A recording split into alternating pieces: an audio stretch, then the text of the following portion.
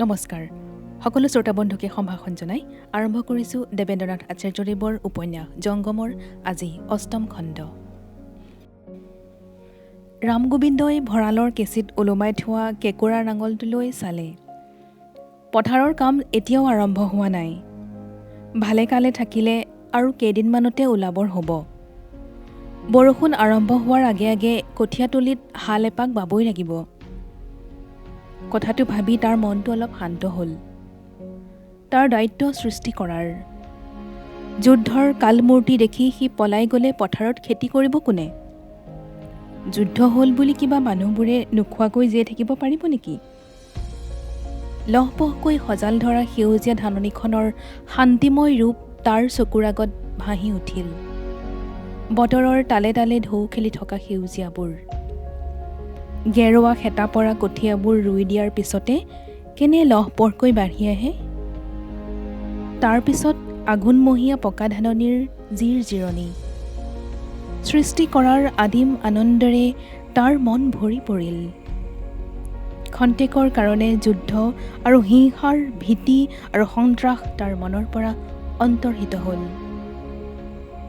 আৰু মাত্ৰ কেইটামান দিন। তাৰ পাছত সি কামত ব্যস্ত হৈ পৰিব।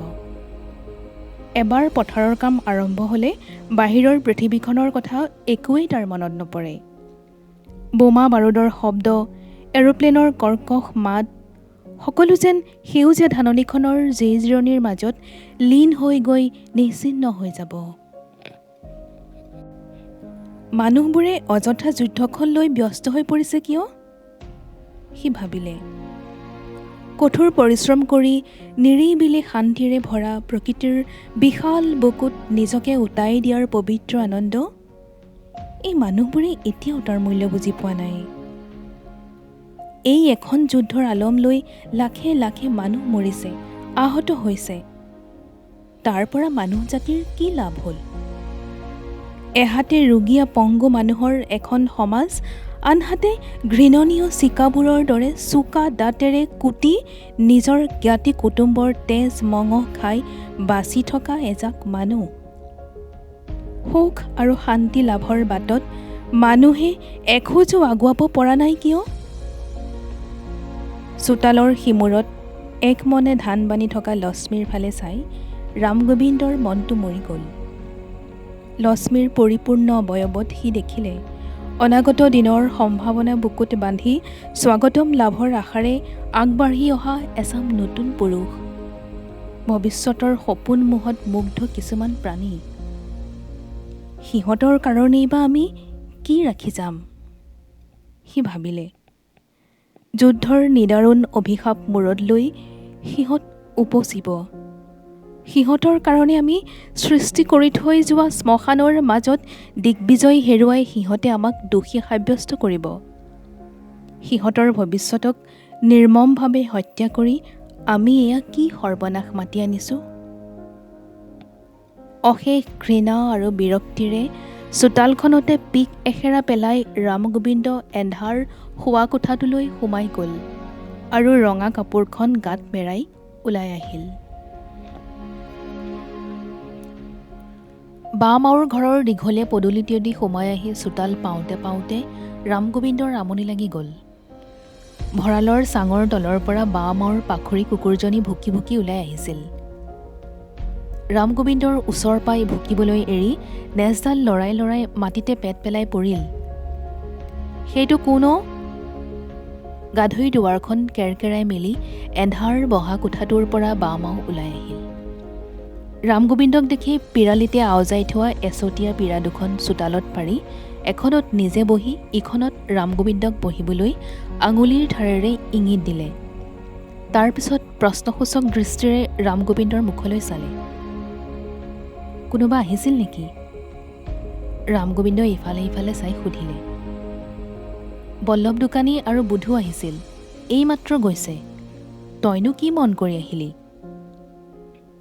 যুদ্ধৰ কিবা খা খবৰ পাইছ নেকি সুধিবলৈ আহিলোঁ, ৰামগোবিন্দই ক'লে। নতুন খবৰনো আৰু ক'ত পাওঁ? ৰেঙুনৰ অৱস্থা বোলে বেয়া, জাপানীৰ হাতলৈ গৈছেই। ব্ৰিটিছ পাছ হুহুকিলে। অলপ দিনৰ ভিতৰতে গোটেই দেশ জাপানীৰ হাতলৈ যাব যেন পাইছোঁ। মাণ্ডালয়ৰ আঢ়ৈশটো আৰু বেছিদিন চাউল নাই হ'ব পাৰে। কিবা এটা ক'ব খুজি বামাও ৰৈ গ'ল। প্ৰশ্নভৰা চকুহাল তুলি ৰামগোবিন্দই বামাওলৈ চালে। বামাওৱে উদাস দৃষ্টিৰে ভঁৰালটোলৈ চাই থাকি বহি থাকিল। মুখত উদ্বেগ, কওঁ নকওঁ থেৰুগেৰু ভাৱ। হঠাৎ এক অস্বস্তিকৰ পৰিৱেশৰ সৃষ্টি হৈছিল। কথাৰ আঁত মুকলি হলত ৰামগোবিন্দই কিছু আশ্বস্ত হৈ ক'লে, আমাৰ কাৰণে হেনো এইখন দেশত ঠাই নহ'ব। আমি ভাৰতীয়বোৰে বোলে লোটা কম্বল বান্ধি পৰীয়া কুকুৰৰ দৰে ইয়াৰ পৰা চিৰদিনৰ কাৰণে বিদায় ল'ব লাগিব। মোটামুটি কথা ইমানেই নহয় জানো? বামাওৱে মূৰ দুপিয়ালে আৰু হাঁচতিৰ পৰা খুন্দা তামোল অকণমান উলিয়াই মুখত লৈ ক'লে, এইখন পৃথিৱীত কোনখন দেশ কাৰ? তই বা মই কালিলৈ মৰি থাকিলে আমাক 4 হাত মাটিও নালাগে। ধন সম্পত্তিবোৰ কিবা লগত লৈ যামনে? পিছে জীয়াই থকাৰ এই দিনকেইটাত এই সোপা লৈয়ে যতমানে খোৱা কামোৰা, কণ্ডল, অথন্তৰ। ভৰ দুপৰীয়াৰ চোকা ৰ'দটোত বামাওৰ তেজগোৰা মুখখন পুৱাৰ বেলিটোৰ দৰে ৰঙা হৈ পৰিছিল। মূৰৰ পকা ঠৰঙা চুলিবোৰে বগা টুপি এটাৰ দৰে তেওঁৰ মূৰটো ঢাক মাৰি থৈছিল। শকত বাদুহালৰ তলৰ অকণ অকণ চকু দুটা মুদি বামাওৱে আকৌ ক'লে, এৰা, বয়সে ভাটি দিলে মানুহৰ আশা দাশাবোৰ কমি যায় হ'বলা। এই 2 হাতে অপাৰ সম্পত্তি কৰিলোঁ, ভোজ ভাতত উৰালোঁ, এভাগ যোৱাত গ'ল। মাটি বাৰী সকলো মহাজনৰ ঘৰত বন্ধকত দিলোঁ। ফচলৰ পৰা সুত কাটে। এতিয়া কোনোমতে পেটে ভাতে পৰিয়ালটো পুহি আছোঁ। কিন্তু ক'তা, মোৰ মনততো লেশমাত্ৰ খেদ নাই, অকণমানো খিয়াল আক্ৰোশ নাই। ভোগৰ সময়ত ভোগ কৰিলোঁ, কষ্ট কৰি আৰ্জিলোঁ, খালোঁ, উৰালোঁ। এতিয়া অৱস্থা বেয়া হ'ল। ভাগ্যত যি আছিল হৈছে, কিন্তু তাকে বুজিব কোনে? ভাগ্যই কৰিলে ভাল দিন নিজে নিজেই আহিব, তাক কোনে বুজে?